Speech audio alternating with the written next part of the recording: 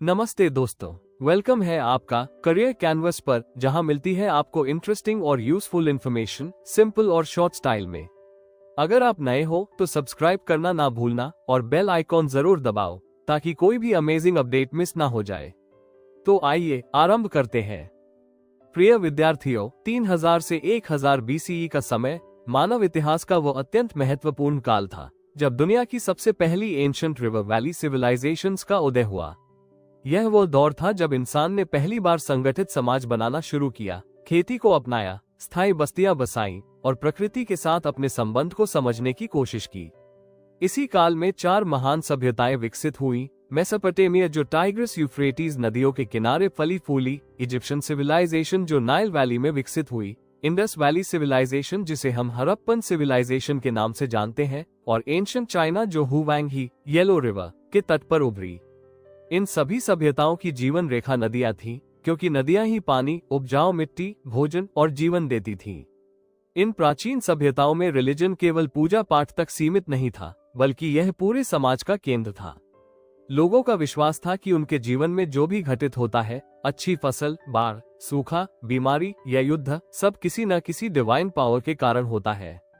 इसलिए धर्म ने उनकी social structure, governance, art, architecture, festivals और यहाँ तक कि डेली लाइफ को भी गहराई से प्रभावित किया। राजा खुद को देवताओं का प्रतिनिधि मानते थे, कानूनों को डिवाइन आदेश समझा जाता था और मंदिर केवल पूजा स्थल नहीं बल्कि शिक्षा, अर्थव्यवस्था और प्रशासन के केंद्र भी होते थे। प्रकृति पर अत्यधिक निर्भरता के कारण इन सभ्यताओं की धार्मिक सोच सीधे प्रकृति से जुड़ी हुई थी। जब नदियों में बाढ़ आती थी और फसल नष्ट हो जाती थी तो लोग इसे देवताओं का क्रोध मानते थे।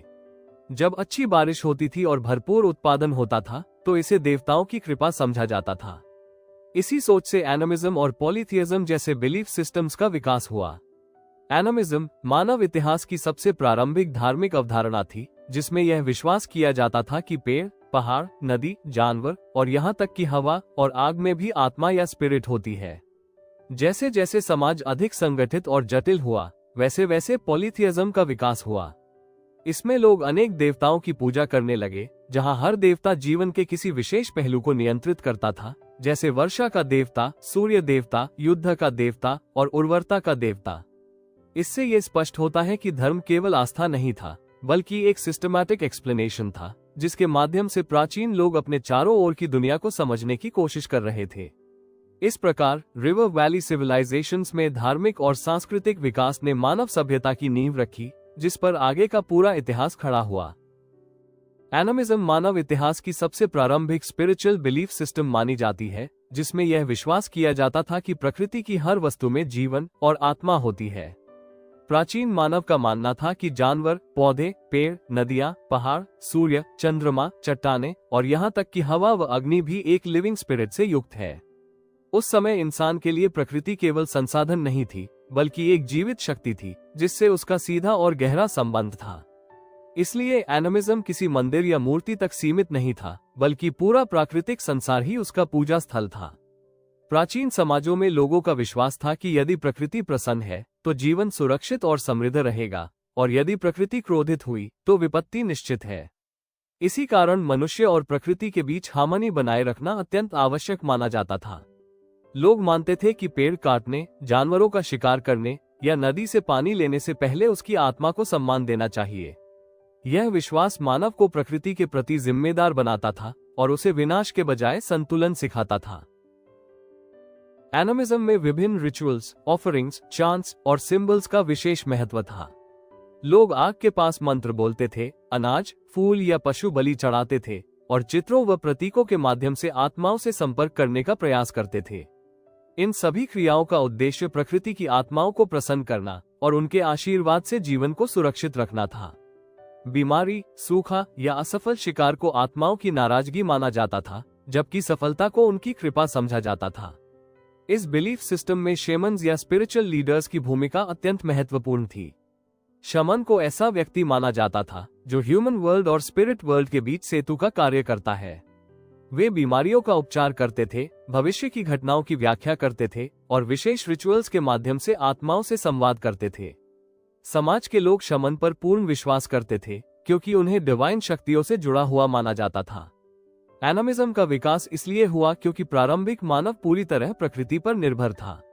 भोजन, वर्षा, सूर्य का प्रकाश और सुरक्षा सब कुछ प्राकृतिक शक्तियों पर आधारित था, जिन्हें मनुष्य नियंत्रित नहीं कर सकता था। भय, सम्मान और कृतज्ञता की भावना ने मिलकर एनिमिज्म को जन्म दिया। इस प्रकार एनिमिज्म न केवल धार्मिक विश्वास था, बल्कि मानव और प्रकृति के बीच सबसे पुराना स्पिरिचुअल संबंध था, जिसने आगे चलकर पॉलीथियज्म और संगठित धर्मों की नींव रखी। प्राचीन रिवर वैली सिविलाइजेशंस में एनिमिज्म केवल एक बिलीफ नहीं था, बल्कि यह लोगों के दैनिक जीवन, सोच और संस्कृति का अभिन्न हिस्सा था। अलग अलग क्षेत्रों में प्रकृति भिन्न थी, इसलिए एनिमिस्टिक बिलीफ्स भी अलग अलग रूपों में दिखाई देते हैं। फिर भी एक बात सभी सभ्यताओं में समान थी, यह विश्वास की प्रकृति की हर शक्ति में एक स्पिरिट निवास करती है, जिसे सम्मान और पूजा की आवश्यकता है। इसी एनिमिस्टिक फाउंडेशन पर आगे चलकर संगठित धर्मों का विकास हुआ। मेसोपोटामिया सभ्यता में लोग हवा, आंधी, वर्षा और नदियों को जीवित शक्तियां मानते थे। टाइग्रस और यूफ्रेटिस नदियों की बाढ़ से जीवन और विनाश दोनों जुड़े थे, इसलिए इन प्राकृतिक शक्तियों को स्पिरिट से युक्त माना गया। प्रारंभ में ये केवल नेचर स्पिरिट्स थे, लेकिन समय के साथ यही स्पिरिट्स देवताओं के रूप में विकसित हो गए। उदाहरण के लिए आंधी और तूफान की स्पिरिट आगे चलकर अडर जैसे स्टॉर्म गॉड के रूप में पूजी जाने लगी। इससे स्पष्ट होता है कि मेसोपोटामियन रिलीजन की जड़ें एनिमिज्म में थीं। इजिप्शियन सिविलाइजेशन में एनिमिज्म और नेचर वर्शिप अत्यंत गहराई से जुड़ा हुआ था। नाइल रिवर को जीवनदायिनी शक्ति माना जाता था और सूर्य को सबसे महान डिवाइन पावर समझा जाता था। मिस्र के अनेक देवताओं को एनिमल फॉर्म्स में दर्शाया गया, क्योंकि जानवरों में डिवाइन स्पिरिट होने का विश्वास था। कैट्स को बास्टेट, फॉल्कन को हॉरस और क्रोकोडाइल को सोबक से जोड़ा गया।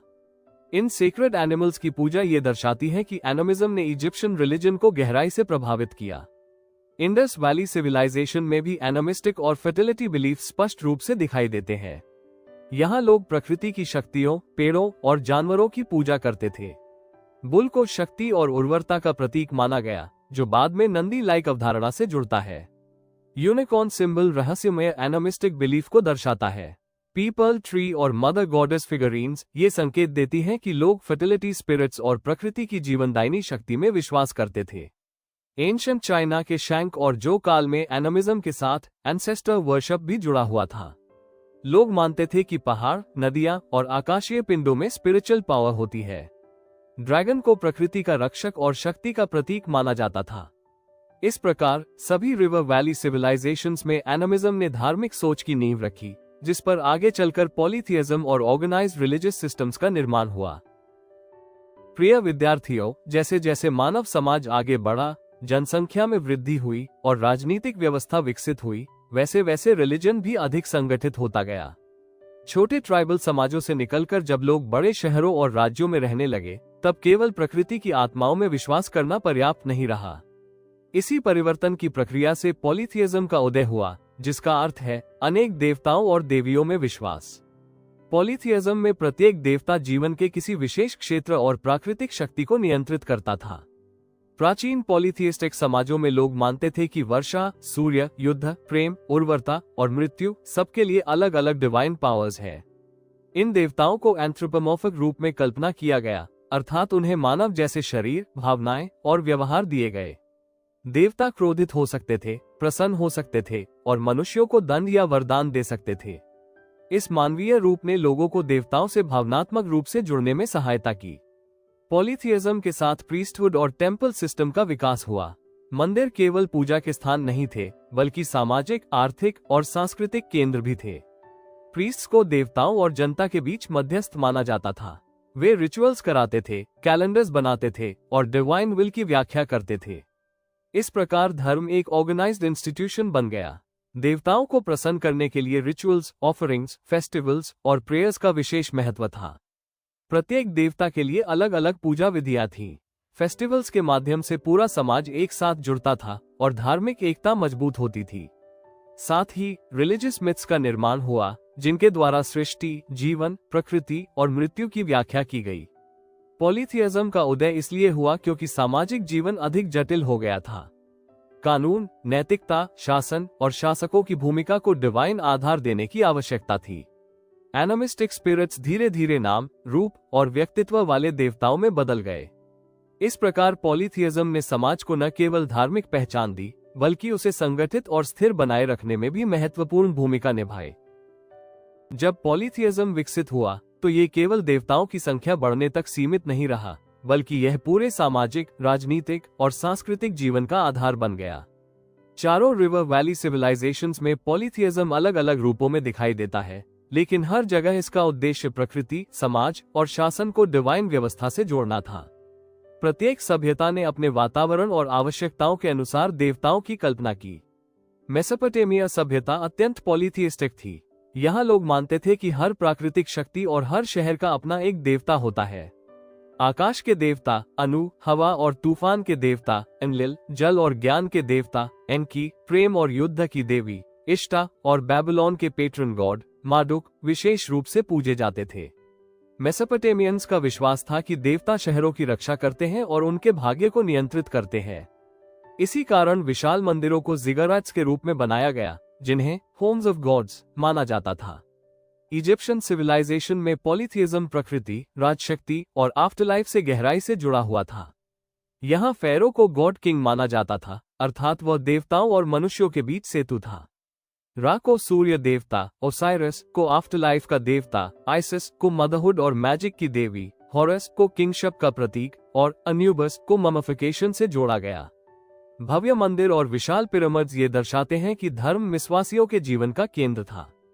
इंडस वैली सिविलाइजेशन में पॉलीथियज्म के प्रमाण सीमित है, फिर भी उपलब्ध साक्ष्य बताते हैं कि यहाँ एक प्रोटो पॉलीथियस्टिक व्यवस्था थी जो फर्टिलिटी और नेचर वर्शिप पर आधारित थी। मदर गॉडेस की मूर्तियां उर्वरता के विश्वास को दर्शाती हैं। प्रोटो शिवा पशुपति सील पशुओं और प्रकृति से जुड़े डिवाइन पावर का संकेत देता है। ग्रेट बाथ जैसे संरचनाएं ये बताती हैं कि वाटर प्योरिफिकेशन रिचुअल्स धार्मिक महत्व रखते थे। एंशिएंट चाइना के शैंक और जो काल में पॉलीथियज्म एंसेस्टर वर्शिप के साथ जुड़ा हुआ था। यहाँ शैंक डी को सुप्रीम स्काई गॉड माना जाता था। साथ ही रिवर गॉड, अर्थ गॉड, हार्वेस्ट गॉड और सन व मून स्पिरिट्स की पूजा की जाती थी। चाइनीज किंग्स रिचुअल्स के माध्यम से हेवन और अर्थ के बीच बैलेंस बनाए रखने का प्रयास करते थे। इस प्रकार चारों रिवर वैली सिविलाइजेशंस में पॉलीथियज्म ने समाज, शासन और संस्कृति को डिवाइन व्यवस्था से जोड़ा और ऑर्गेनाइज्ड रिलीजन को मजबूत आधार प्रदान किया। एनिमिज्म और पॉलीथियज्म को यदि सही रूप में समझा जाए तो ये स्पष्ट हो जाता है कि ये दोनों बिलीफ सिस्टम्स अलग अलग नहीं थे, बल्कि एक ही धार्मिक विकास की निरंतर कड़ी थे। जब पॉलीथियज्म का उदय हुआ तब एनिमिज्म समाप्त नहीं हुआ, बल्कि वो उसमें समाहित हो गया। प्रारंभिक मानव की वह सोच जिसमें प्रकृति को जीवित और आत्मा से युक्त माना जाता था, आगे चलकर देवताओं के संगठित रूप में विकसित हुई। इस प्रकार एनिमिज्म को पॉलीथियज्म की जड़ या रूट कहा जा सकता है। प्राचीन सभ्यताओं में अनेक देवताओं की उत्पत्ति सीधे नेचर स्पिरिट से हुई थी। सूर्य, वर्षा, नदी, हवा और पृथ्वी, जो पहले एनिमिस्टिक स्पिरिट्स थे, बाद में नाम, रूप और व्यक्तित्व वाले देवताओं में परिवर्तित हो गए। इस प्रक्रिया को पर्सोनिफिकेशन कहा जाता है, जहां प्राकृतिक शक्तियों को मानवीय गुण दिए गए। इसलिए पॉलीथियस्टिक गॉड्स मूल रूप से एनिमिस्टिक बिलीफ का ही विकसित रूप थे। पॉलीथियस्टिक धर्मों में पशुओं और प्राकृतिक तत्वों का सेक्रेड महत्व बना रहा। मिस्र में बिल्ली, बाज और मगरमच्छ, भारत क्षेत्र में बैल और वृक्ष और चीन में ड्रैगन जैसे प्रतीक ये दर्शाते हैं कि एनिमिज्म पूरी तरह समाप्त नहीं हुआ था। ये एनिमल्स और नेचुरल एलिमेंट्स डिवाइन शक्तियों के प्रतीक बने रहे और उनकी पूजा जारी रही। इससे स्पष्ट होता है कि पॉलीथियज्म ने एनिमिज्म को नकारा नहीं, बल्कि उसे नया रूप दिया। फेस्टिवल्स और रिचुअल्स भी एनिमिस्टिक सोच को जीवित रखते थे। फसल कटाई, बाढ़, ऋतु परिवर्तन और वर्षा जैसे प्राकृतिक चक्रों को सम्मान देने के लिए विशेष धार्मिक उत्सव मनाए जाते थे। ये सभी सेलिब्रेशंस प्रकृति और मानव जीवन के बीच गहरे संबंध को दर्शाते हैं। पॉलीथियस्टिक धर्मों ने इन प्राकृतिक साइकिल्स को देवताओं की कृपा से जोड़ा और धार्मिक परंपरा का हिस्सा बनाया। इस प्रकार एनिमिज्म को प्रारंभिक मानव की स्पिरिचुअल भावना की जड़ माना जा सकता है, जबकि पॉलीथियज्म उस जड़ से विकसित हुआ संगठित ढांचा था। एनिमिज्म ने भावना और आस्था दी और पॉलीथियज्म ने उसे स्ट्रक्चर और व्यवस्था प्रदान की। दोनों मिलकर प्राचीन सभ्यताओं की धार्मिक पहचान बने और मानव इतिहास में रिलीजन के विकास की मजबूत नींव रखी। प्राचीन रिवर वैली सिविलाइजेशंस में रिलीजन केवल पूजा पाठ तक सीमित नहीं था, बल्कि उसने पूरे समाज की संरचना और सोच को नियंत्रित किया। जीवन का शायद ही कोई ऐसा क्षेत्र था जो धार्मिक विश्वासों से प्रभावित न हुआ हो। शासन व्यवस्था, कानून, सामाजिक वर्ग, कला, वास्तुकला और मृत्यु के बाद का जीवन, सब कुछ रिलीजन से जुड़ा हुआ था। इसलिए कहा जा सकता है कि प्राचीन सभ्यताओं की संस्कृति और समाज का आधार धर्म ही था। गवर्नेंस और लॉ पर रिलीजन का प्रभाव अत्यंत गहरा था। शासक ये दावा करते थे कि उन्हें शासन करने का अधिकार देवताओं से प्राप्त हुआ है। मिस्र में फेरोज को स्वयं देवता माना जाता था, जबकि मेसोपोटामिया में राजा डिवाइन मैंडेट के अनुसार शासन करते थे। इस विश्वास से शासकों की शक्ति को वैधता मिलती थी। हैम्मुराबीज कोड जैसे कानूनों में ये स्पष्ट किया गया कि नियम देवताओं की इच्छा से बनाए गए हैं, इसलिए उनका पालन करना धार्मिक कर्तव्य था। धर्म ने सोशल स्ट्रक्चर को भी आकार दिया। प्रीस्ट्स को देवताओं की इच्छा समझने वाला माना जाता था, इसलिए उन्हें समाज में उच्च स्थान प्राप्त था। मंदिरों से जुड़े लोग शिक्षा, रिचुअल्स और प्रशासन में महत्वपूर्ण भूमिका निभाते थे। आम जनता का विश्वास था कि प्रीस्ट्स के माध्यम से ही डिवाइन पावर तक पहुंचा जा सकता है, जिससे उनका सामाजिक सम्मान और प्रभाव बढ़ा। आर्ट और आर्किटेक्चर में भी रिलीजन की छाप स्पष्ट दिखाई देती है। मेसोपोटामिया के विशाल जिगुरैट्स, इजिप्ट के भव्य पिरामिड्स और टेम्पल्स, चाइना के एंसेस्ट्रल श्राइन्स तथा इंडस वैली की सील्स धार्मिक भावना की अभिव्यक्ति थे। इन संरचनाओं का उद्देश्य केवल सौंदर्य नहीं था, बल्कि देवताओं को प्रसन्न करना और स्पिरिचुअल शक्ति को स्थायी रूप देना था। धार्मिक विश्वासों ने आफ्टरलाइफ बिलीफ्स को भी जन्म दिया। इजिप्ट में मृत्यु के बाद जीवन पर गहरा विश्वास था, जिसके कारण ममफिकेशन और बुक ऑफ द डेड जैसी परंपराएं विकसित हुई। चाइना में यह विश्वास था कि एंसेस्टर्स मृत्यु के बाद परिवार की रक्षा करते हैं। मेसोपोटामिया में लोग एक अंधकार में अंडरवर्ल्ड की कल्पना करते थे, जिसे देवता नियंत्रित करते थे। इस प्रकार रिलीजन ने प्राचीन समाज की संस्कृति और जीवन दर्शन को गहराई से प्रभावित किया। प्रिय विद्यार्थियों, प्राचीन रिवर वैली सिविलाइजेशंस का धार्मिक और सांस्कृतिक विकास मानव इतिहास की सबसे मजबूत नींवों में से एक था। इन सभ्यताओं की धार्मिक सोच प्रकृति और सुपरनैचुरल पावर्स से गहराई से जुड़ी हुई थी। प्रारंभिक मानव ने जब अपने चारों ओर की दुनिया को समझने की कोशिश की, तब उसने यह विश्वास विकसित किया कि प्रकृति की हर वस्तु में कोई न कोई शक्ति या आत्मा मौजूद है। इसी सोच से एनिमिज्म का जन्म हुआ, जिसने मनुष्य को प्रकृति के प्रति सम्मान, भय और कृतज्ञता का भाव सिखाया। एनिमिज्म ने मानव को यह विश्वास दिलाया कि जीवित और निर्जीव दोनों ही वस्तुएं स्पिरिट से युक्त है। इससे मनुष्य और प्रकृति के बीच एक गहरा इमोशनल और स्पिरिचुअल संबंध बना। जैसे जैसे समाज अधिक संगठित और विकसित हुआ, वैसे वैसे धार्मिक सोच भी अधिक व्यवस्थित होती चली गई।